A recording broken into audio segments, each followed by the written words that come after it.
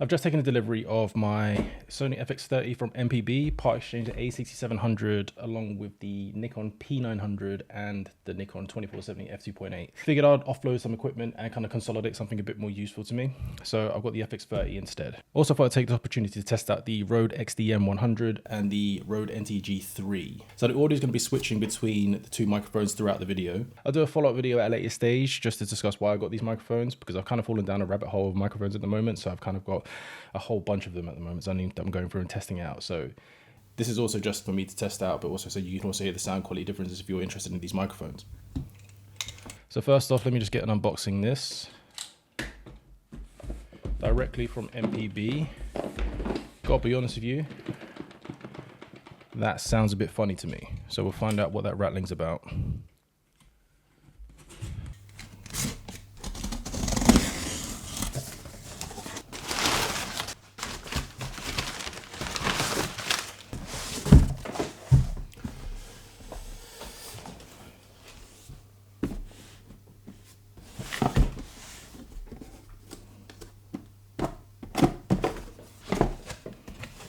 Fair, the rattling could have just been this. So the camera overall seems to be in good condition. It was marked at excellent, I think it was, but there is this scuff here, which I'm not totally impressed by, but I guess it's not the worst thing. Hot shoe cover was separated.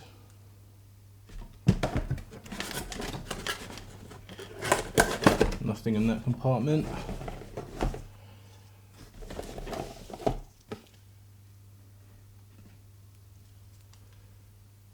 And then a separate USB charger. I can't actually remember if this is supposed to come with a actual battery charger.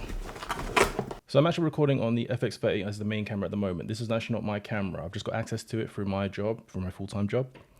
But the reason why I decided to switch the A6700 to this camera is because I wasn't actually using the A6700. I purchased it not really having a need for it, just because there's a couple of times where I was out on socials. I didn't want a big camera. So I was wanting something a bit smaller, but I just couldn't get on board with the APS-C look. I've shot with crop sensors in the past, but at the same time, I've been really spoiled by full frame for the past God knows how many years. And you do typically find with crop sensors that you have smaller lenses, yes, but you sacrifice image quality for it. So then I was getting to the point where I was like, I could deal with a full frame camera, but then go for an f4 lens instead. Whereas if I go for a crop sensor, I'd have to go for an f2.8. But then it kind of defeats the purpose of going to a crop sensor camera, whereas may as well just have a full frame system. That being said, the FX30 is a cinema line camera and the switches are completely different. And I realized that very quickly when I was at work. They actually asked me to set up an online streaming service that they wanted to do internally, and they asked me for recommendations for cameras. I recommended the FX30 just because they got internal fans, so they won't overheat. It's within the Sony E-mount system, so if I ever needed to dip in and out and using those cameras, then I can switch back and forth between them. I actually shoot with the A7 IV and the A7S3 for my day-to-day work. And when I was switching to the FX30, I realized all the buttons are completely different and I couldn't quickly get on board with it. The FX3 is obviously a lot more expensive. So I figured that the FX30 is a cheap entry-level way to familiarize myself with the button layouts, the camera setup and so forth. And that way, when I'm at work and I'm switching between the two systems and the two cameras, it should be a lot more second nature to me. So as before, you're actually seeing the image quality from the FX30 on this camera over here. Right now, we got the K3M XLR interface connected to the hot shoe.